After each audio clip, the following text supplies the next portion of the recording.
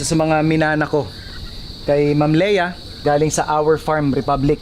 Ayan yung sili nila. Yung sili nilang all year round na mumunga. Yung passion fruit ko nga pala, galing rin yan kay Ma'am Myla ng Bilelas Farm. So, yung mga gumagapang ditong passion fruit, sa kanya ko nakuha yan. So bali, dati itong side na to ng garden namin, naka-dedicate sa dalawang pares itong Rhode Island tsaka itong ulikba natin. Eh ang problema, nangingitlog yung Rhode Island ko, maglilimlim, tapos gustong sumingit nung isa. So parang hindi ako nakakapisa, kaya pinaghiwalay ko na sila. Ito naman yung isang technique na ginagamit ko, kunyari sa mustasa or sa pechay. Well, dito tanim ko mustasa. Kung mapapansin ninyo, sa isang area, ayan, kagaya nito, sama-sama na siya. So makikita mo, chef, hindi ba magiging problema yan? Ang advantage kasi nito is, kunyari may kailangan ako ngayon, pipitas ako ng malalaking dahon. Yan na yung mga mas mature. So mapapansin ninyo, itong puno na ito, mature na, pero kapag binukan yung ganyan, may mga maliliit pa. Ang dahilan dyan ay, itong malalaki na ito, hinaharangan niya yung mas maliliit para makakuha ng sinag ng araw. So kapag pinitas ko na yung dahon sa dating nakaharang na maliit na puno, siya naman yung susunod. Ito yung type of gardening or farming or planting na ginagawa ko nung nasa hotel pa ako. Ito yung hydroponics. And then meron lang tayong nilalagay na solution doon sa tubig, parang pinaka-nutrients na rin na bubuhay doon sa ating lettuce. Yan, makikita nyo, napakayabong. Nakaka-recycle ka na.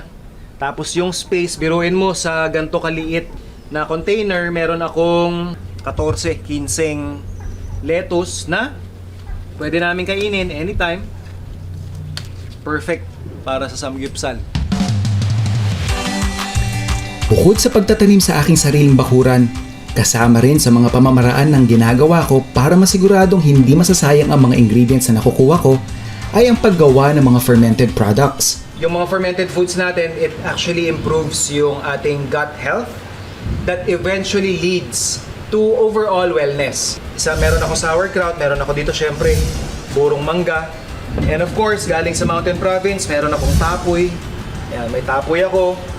Meron din akong kombucha, ito yung aking SCOBY.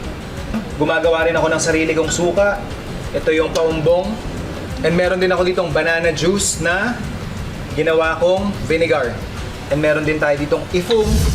Again, another technique na natutunan ko sa Mountain Province. But, syempre, yung pinakasikat sa lagi namin ginagawa is kimchi. Ito yung hindi ko maanghang na version na kimchi.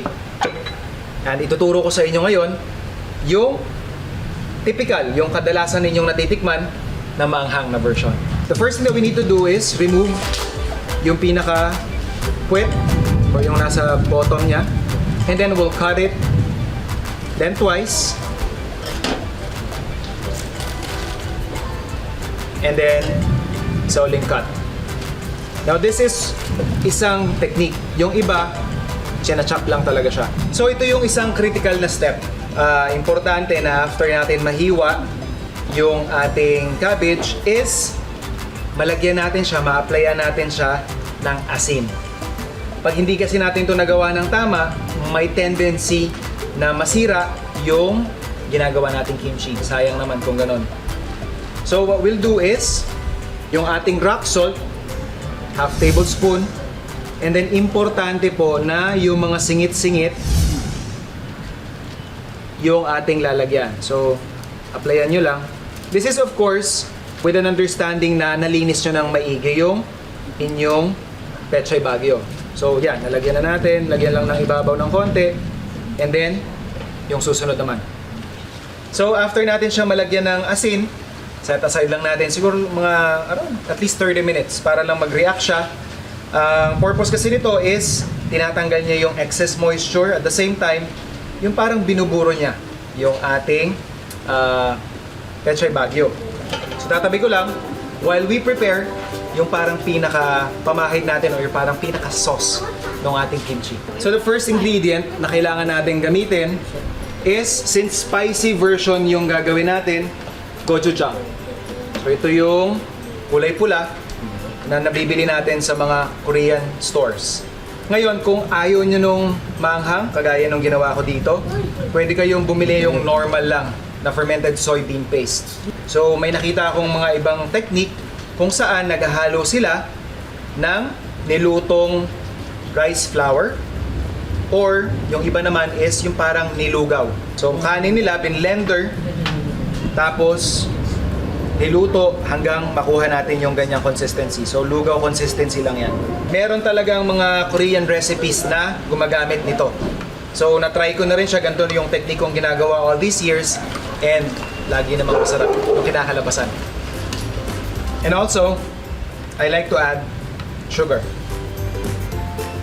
And then, kasi kulang pa yung anghang ng gochujang, maglalagay pa tayo ng, itong gagamitin ko is the Korean chili powder. So ayan, ready na to. Kunin ko na yung ating Pechay Baguio para i-apply at atin ang i-ferment. Importante lang dito again is yung mga pagitan ay malagyan. Again, yung asin at saka itong nilalagay natin ngayon, sila yung magpo-promote nung environment para yung good bacteria mabuhay at hindi yung bad bacteria na makakasira or makakabulok doon sa ating ginagawang kimchi.